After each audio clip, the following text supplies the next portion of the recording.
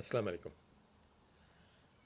This is the first episode actually. The earlier one was introductory on the book which has been written by Movlana Shaiq Ahmad Osmani about the concepts and perception of his life in Islam.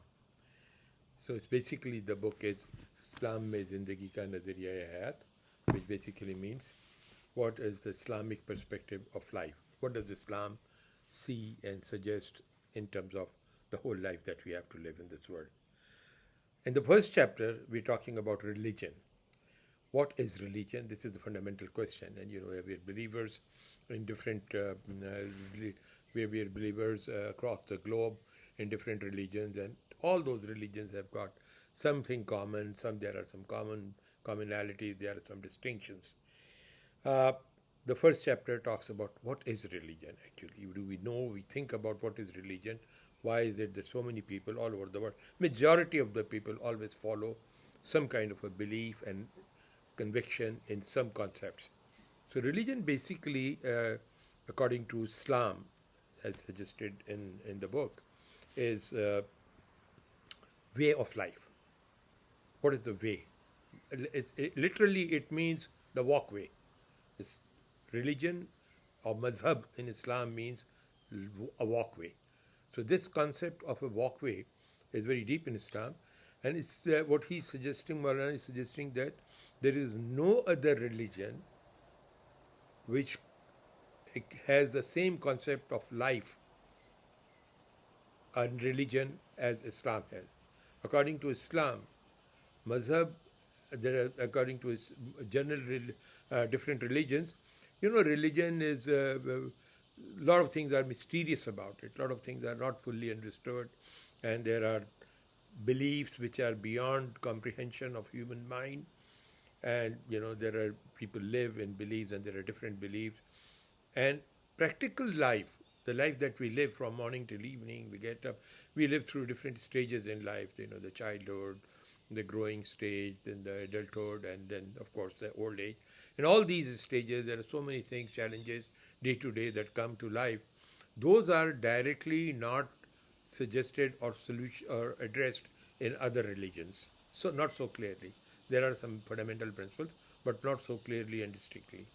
So, is concept between the difference of concept of religion between Islam and other religions is that in Islam, religion is a way of life and a comprehensive way of life, and basically it means that all the acts that we do, they're all under the umbrella of religion. And according to the other philosophies, religion is a very personal thing, and so there is a differentiation between church and the state. The concept that was fought in medieval ages was that there is a difference between church and state. So your beliefs, whatever you have for religion in the church, they are your very personal beliefs, and state is something separate and it doesn't have anything. So there is in Islam, this is the fundamental difference. Religion is a complete way of life. It is including the mosque as well as home, as well as the work. Every place, Islam provides comprehensive solution for all those things. So it's a collective concept. In Islam, religion is a collective concept. So we all live together. We've got the same kind of issues and challenges as human beings. Anywhere in the world, in any religion, we have the same challenges, same stages of our development, same stages in life, and the solution of how to address those, the way that we have to manage and address the issues and challenges, that is something that is provided by the religion. So whether at an individual stage or at a collective stage, whether we have to, now it look at a very comprehensive view of life. It's personal and it's also collective. And we're talking about the security of the place where we live. We talk about the food. We talk about the social services, and again the social security, everything. In Islam, it's all part of a responsibility of the state, and it is under the guidance and the rules framework provided by Islam. So in very simple words, what Islam says is you do everything, and all these things have been there are directions, there are instructions given in the religion, Quran, and in the Holy Prophet's life, which we call hadith, the sayings. All these things put together provide a guideline of how to live a life, a complete guideline to life, a complete full. There is no separation between individual and there is something personal, religion, there is a comprehensive view. So Islam is that give everybody its due. That is the basic lesson of Islam. It has defined the rights and obligations, and all those rights and obligations have to be understood and they have to be followed. And in Islam, all these things are done in a defined way. And those things are the only very simple solution in one, a simple solution is that if you do anything in accordance with the guidelines provided by the religion, you're a complete Muslim.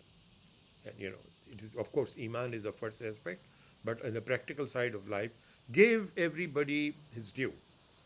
If you will be that in your personal life or in your societal life.